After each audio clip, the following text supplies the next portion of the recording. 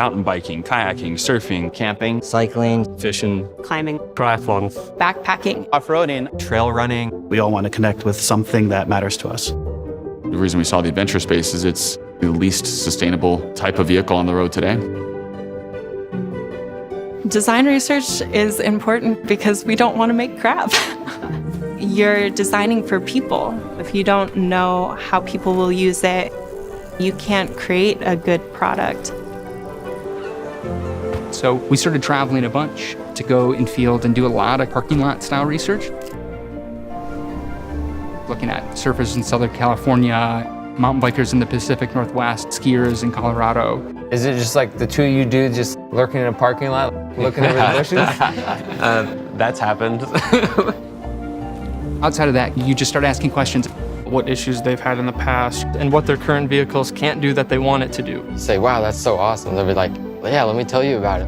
What we're looking for is any DIY hack that solves a problem. They might not even know that there's pain points, but you'll see them. The final version is when our teams actually start to do those things. And use a roof rack, or taking off your wetsuit in a parking lot.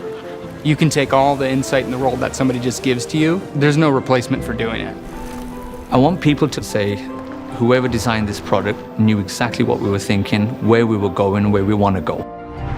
We started to realize that the brand, it was really just a reflection of our consumers' lives and the people we'd met along the way. We've incorporated a lot of really nice features which the customer will probably never notice. And that means we did our job well. The removable flashlight in the door came about is watching all the people that had a flashlight placed next to the seat. So we created a flashlight. In that little feature, I love something that's like an Easter egg.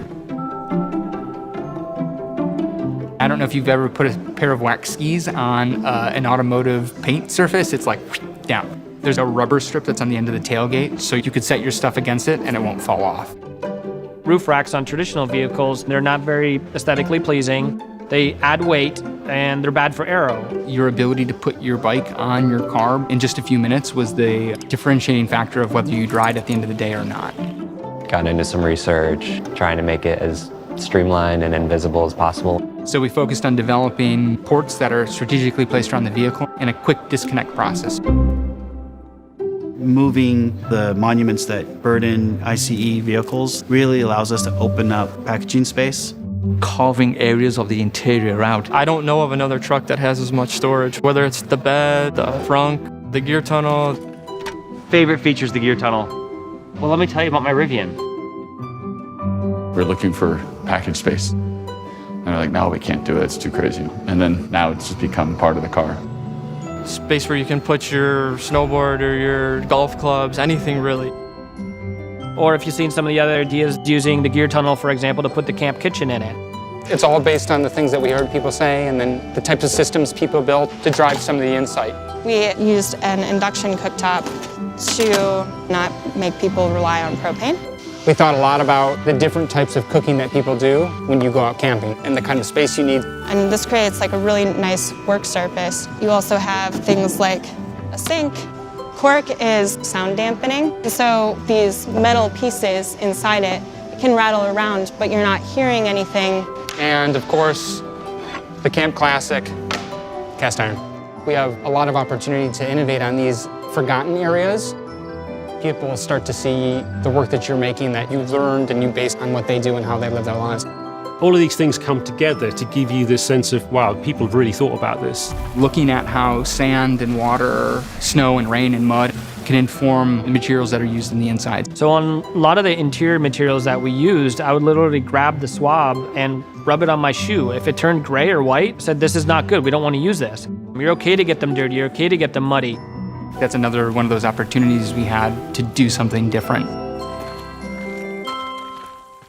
When engineers get detached from the product, that's when vehicles tend to turn into washing machines or consumer products rather than things that people love.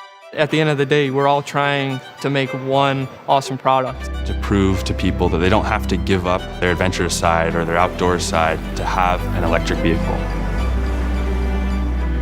Take a left turn and go out in the forest, go up a mountain. That's quite special. That wind in your hair. I feel like a kid again. Being free. Disconnecting from everything. I feel like I'm alive. Complete mental reset. Adventures, generating memories that you're proud of and that you want to talk about. The ultimate adventure for me, the adventure of my lifetime, is building this company. Through the times that I've been forced out of my element, I've seen so many things that have made my life richer. You realize the world is a much more beautiful and awe-inspiring place.